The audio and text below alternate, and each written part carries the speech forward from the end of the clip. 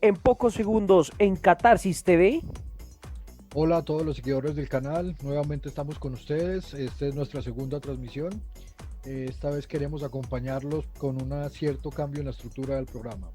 Hoy vamos a tratar tres temas que creemos importantes y que se han dado en el contexto de la serie, y realmente nos parece que desde la filosofía son tres temas que verdaderamente nos pueden dar mucho material para tratar. Así que este video, pues seguramente, este podcast seguramente podrán escucharlo no solamente los seguidores de la serie, sino también aquellas personas que quieran acercarse a estas tres categorías en este momento.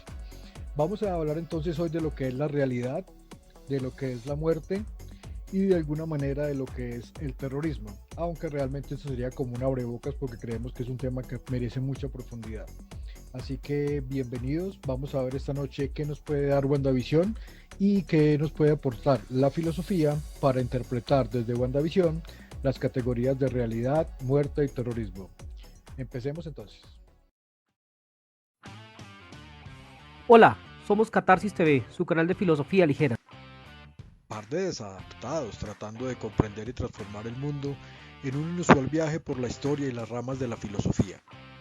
Desde cualquier rincón de la cultura pop, como los superhéroes, los cómics, el cine y la televisión, hasta las vacas sagradas de la academia, como Nietzsche, Hegel y Kant. entre bajo su propio riesgo.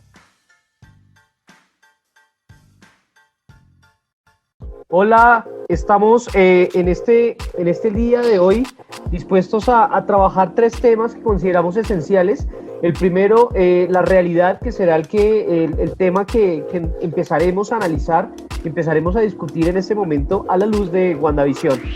Entonces, yo quisiera aproximarme a dos elementos esenciales sobre la realidad, y definiendo primero la realidad tendríamos que entender cuál es el ejercicio o cuál es el problema central que existe en WandaVision y principalmente el personaje de Wanda sobre la realidad.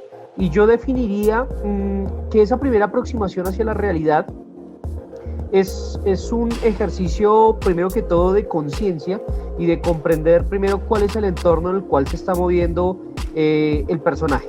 Entonces, yo considero que desde un plano cartesiano, creo que podríamos entender que lo primero que se plantea como cuestionamiento filosófico es el ejercicio de la pregunta a la duda metódica, y creo que acá Descartes es el personaje clave para podernos dar luz sobre cuál es el presente que se está desarrollando, y también a su vez cuáles son las características del mundo que rodean al personaje. Básicamente lo que podemos entender es que la realidad desde la cual se estaba moviendo Wanda no es más que una creación o una ficción reproducida por ella misma, y esto digamos que es esencial y es clave cómo a través de la duda metódica, cómo a través de los cuestionamientos que se empiezan a desarrollar los personajes que están alrededor de Wanda, comprenden que el mundo y la realidad que está presente no es más que una creación o una ficción. En Descartes podríamos decir que fue ese diablillo maligno que creó una disrupción en la conciencia, creó una disrupción en la conciencia del hombre, lo cual no permitía distinguir entre la realidad y un sueño. Y digamos que acá Descartes se ocupa en las meditaciones metafísicas, en explicar y en tratar de demostrar cómo el ejercicio filosófico por origen, que es la duda misma, que es el cuestionamiento y la pregunta, permite romper con todo este tipo de estructuras o barreras que eliminan la reflexión y que eliminan la construcción de un conocimiento falso. Creo que ese capítulo número 5 nos da varias pistas de cómo ese pequeño mundo que se ha creado alrededor de Wanda y de esos momentos, digamos, como memorables que ella quiere construir a partir de su relación con Visión, no es más que una elaboración y una ficción, y es una especie de narrativa que lo único que demuestra es la imposibilidad de llevarlo en la realidad. Entonces, esa digamos que sería como esa primera aproximación al ejercicio filosófico desde Wanda. Otro punto que considero también clave y es que analizar la realidad desde Wanda y desde la relación con Visión puede estar aproximado también desde Platón. Y podríamos ver cómo no es más que una creación de imágenes falsas, de pequeñas sombras de la realidad, que lo que hacen es crear esa ilusión de ese mundo maravilloso que podría estar dentro de ese idilio de la década del 50, década del 60, tener un constructo familiar, vivir enamorados, y no es más que un anhelo o una ficción que se ha construido de eso que se desea. Y creo que acá Platón nos da luces que no es más que una creación de sombras que lo que genera es estar atado a una realidad. Y finalizaría con un punto esencial que sería con un filósofo colombiano, con Estanislao Zuleta. Y creo que en el elogio a la dificultad de Estanislao Zuleta nos plantea a nosotros, a los seres humanos, esa importancia de poder reflexionar y desear bien. Y el poder reflexionar y desear bien hace referencia a no deberíamos de desear nosotros una cantidad de paraísos y de idilios que son elaborados, sino deberíamos desear lo que nos haga realmente mover, que nos haga sentir vivos. Precisamente creo que el dolor dentro del amor, que podríamos nosotros entender como el desamor, las rupturas, todo ese tipo de emociones, no es más que parte de la realidad de la humanidad y lo que permite dignificar mismo la esencia del humano, porque permite que mostremos nuestra naturaleza, que es en parte también el sufrimiento. Entonces, creo que la aproximación acá, con estos tres autores que he enunciado a muy grandes rasgos, nos permiten planear o construir tres caminos completamente distintos. Digamos que Descartes, Platón, podríamos verlos un poquito más relacionados, pero finalmente con esto de Estanislao Zuleta, creo que nos lleva a nosotros a entender un poco por qué la naturaleza misma de este personaje, que si bien es un superhéroe, no es más que un deseo y un anhelo humano, de querer tener la felicidad y la felicidad con los seres que son amados y deseados. Esa es la primera lectura que tengo y me gustaría de pronto entrar a debatir con usted, Julián. Bueno, Magistro, muchas gracias. Bueno, me surge una duda, ¿no? Realmente creo que cuando menciono su Universidad Descartes, pues evidentemente Descartes, vamos a citar la frase de cajón, como diría una doctora a la que usted quiere mucho y yo poco, el cogito ergo sum, ¿no? Pienso, por tanto existo, ¿sí? En ese sentido, ¿qué tanto podemos hablar de que verdaderamente eso es lo que estamos viendo en el pueblo cuando nos damos cuenta de que la gran mayoría de personajes, por ejemplo, no piensan? O por lo menos no piensan en los términos en que uno podría entender el pensamiento como una actividad libre del ser humano y no como una grabación que ellos van a tener que repetir. Así que brevemente me gustaría que me dijera en qué perspectiva entonces podríamos hablar de que sí podríamos ver eso si yo veo solamente por ahí uno o escasamente dos sujetos pensantes. De pronto se van dando más y yo pues ya más adelante yo por eso daría mi perspectiva. Pero la pregunta mía sería es, si no hay sujeto pensante ahí, ¿cómo se daría la percepción de la realidad por parte de los sujetos? Yo creo que precisamente el sujeto pensante es Visión y ahí demuestran en dos momentos esenciales de ese capítulo 5 por qué Visión se convierte en ese sujeto que digamos que rompe con la estructura del idilio. Y es que al empezar a entender o a mostrar, por ejemplo, cómo esa realidad que se está presentando es una realidad, digamos que llena de una cantidad de ficciones, de elementos que carecen de sentido, cuando mismo, por ejemplo, toma a su compañero de trabajo y su compañero de trabajo le expresa toda esa desatención, todo ese malestar que hay, devela la verdad, ahí se convierte en un sujeto pensante. Y claro, no es del común denominador de la población de esa ciudad, porque como mencioné en el capítulo anterior, la forma el ejercicio filosófico o la reflexión filosófica no es de todo el mundo. Y habíamos coincidido en que el punto de la reflexión filosófica es para unos pocos. Lo mismo siento que ocurre en este capítulo de número 5, donde Visión es el que adquiere esa conciencia y empieza a dudar y a cuestionar absolutamente todo y confronta a Wanda.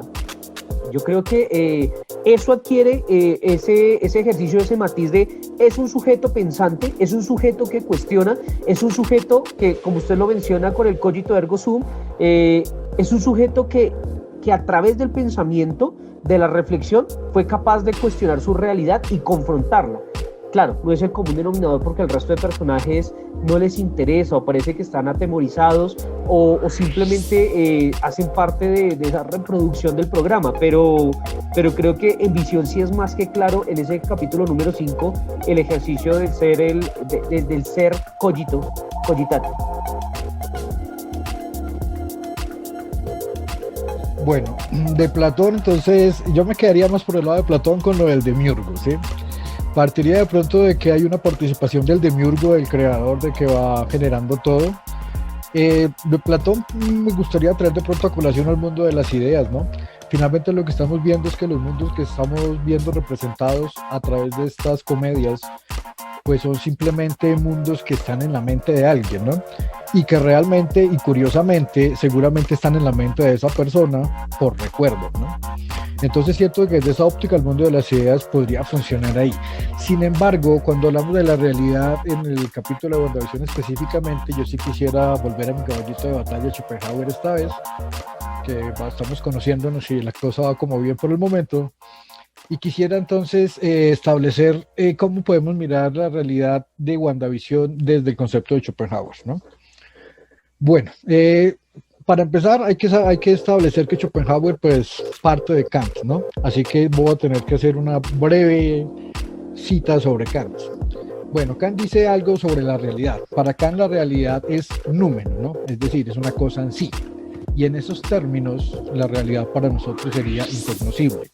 Y de la misma forma sería inaccesible, ¿sí?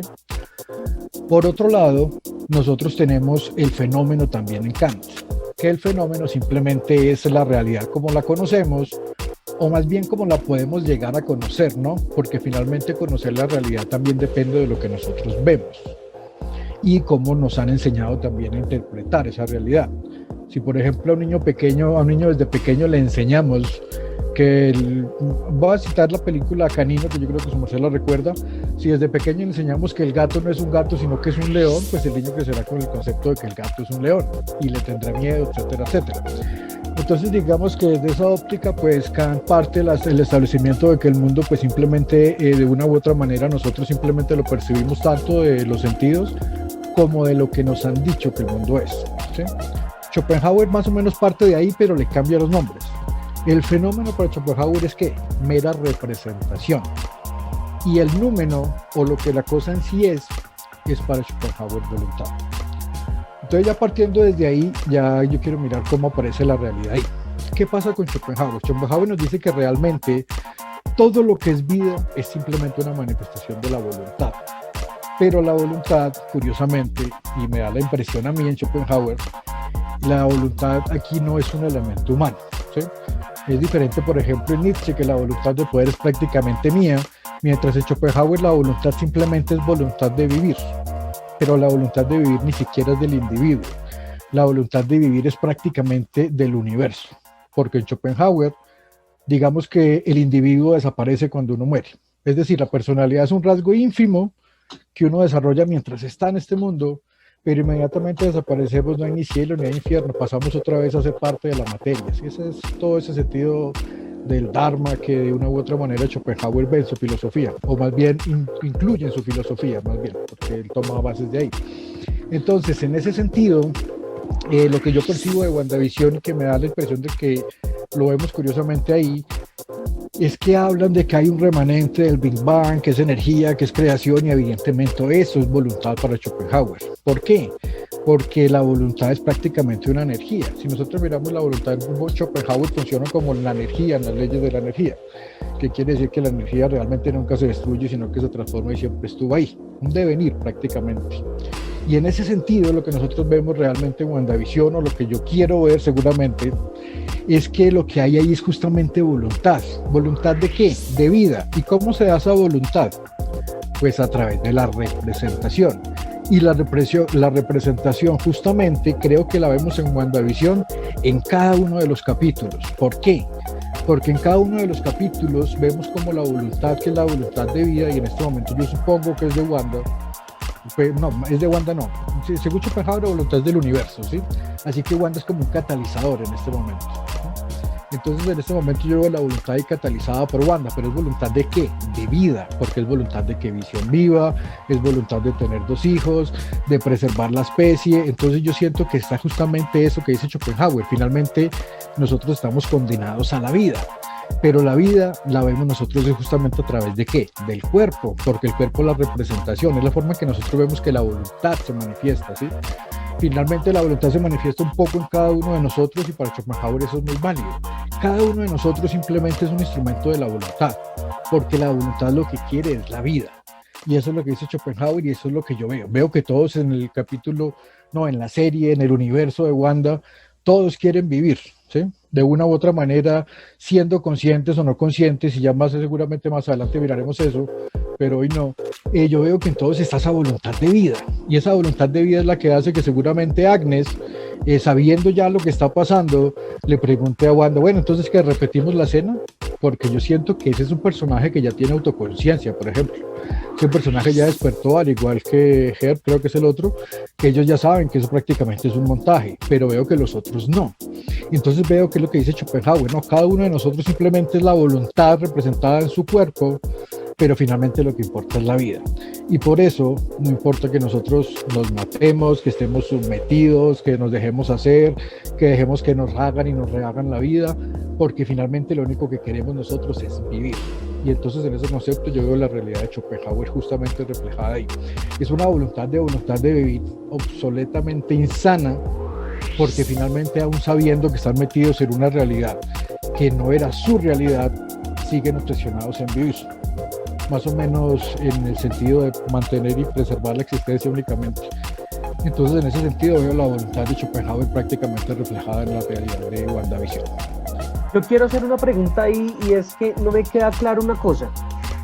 Si Schopenhauer parte de la filosofía kantiana, sí, y Kant hace una distinción entre el fenómeno y el noúmeno, y el noúmeno está asociado a los elementos metafísicos, Kant en la metafísica de las costumbres hace una distinción clara entre lo nouménico, el fenómeno, y plantea que la razón humana tiene unos límites del entendimiento, y esos límites del entendimiento es la metafísica. Si Kant plantea esa distinción entre la metafísica como un límite de la razón, del cual no puede hablar porque no puede entender, porque supera la razón, ¿cómo Schopenhauer plantea ese reconocimiento o esa comprensión de lo que se denomina voluntad, para precisamente poder comprender la voluntad como un elemento de representación en Wanda? ¿Cómo sería eso, Julián? Linda la pregunta, y afortunadamente pues haya llegado el capítulo donde la respondía, porque si no quedar en evidencia hubiera sido muy triste. Aunque también toca reconocerlo, ¿no? A veces uno no ha llegado al meollo del asunto. Y puedo estar equivocado, ¿no? Schopenhauer propone que realmente la forma de contemplar, hay 2 formas en Schopenhauer, ¿sí? Para poder hacer eso. Una de esas formas es una forma que Schopenhauer dice que es una forma cobarde, ¿sí?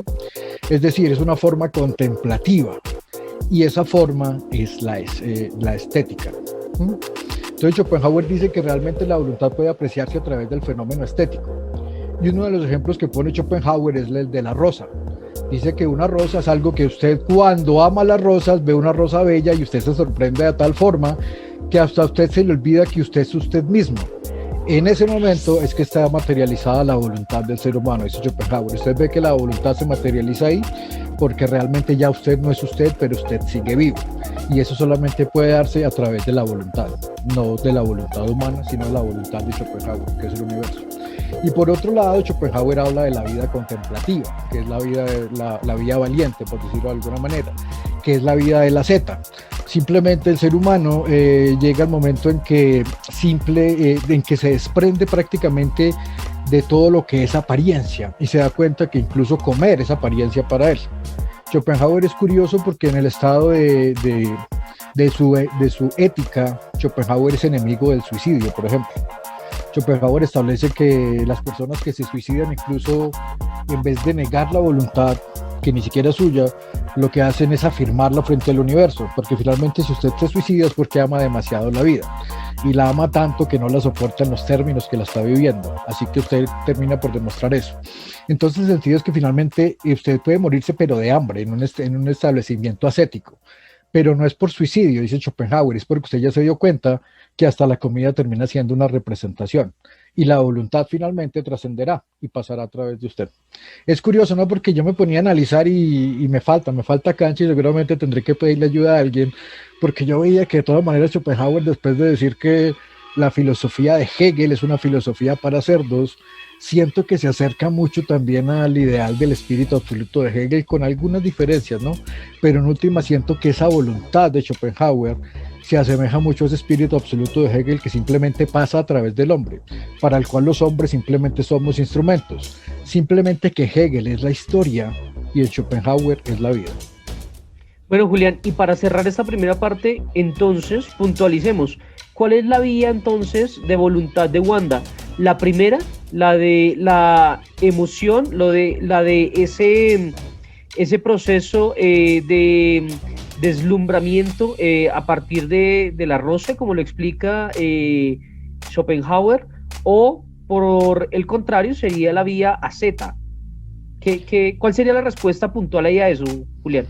Yo diría que vemos las dos vías en los dos personajes. Yo siento que Wanda va por el mundo de la representación estética. Finalmente, si ella tiene el don de crear la pintura, ella está creando la pintura que estéticamente la saca de su propia realidad y puede perderse en ella. Más o menos como cuando la gente dice, pinte un bosque y piérdase. La gran diferencia es que este es un bosque que ella sí quiere pintar y un bosque en el que ella quiere perderse porque es su familia, su vida y es planteada ciertos ideales. Y por el otro lado seguramente veo el ideal ascético en Visión. ¿Por qué? Porque siento que tarde o temprano el mismo programa nos ha dado pistas en que Visión sí realmente, como decía usted ahora hace un momento, sí es el sujeto que está pensando, es el sujeto que está en situación, es el sujeto que ya no está interpretado, sino que se está interpretando a sí mismo y a la vez está empezando a interpretar el mundo. Y evidentemente ese es el camino trágico.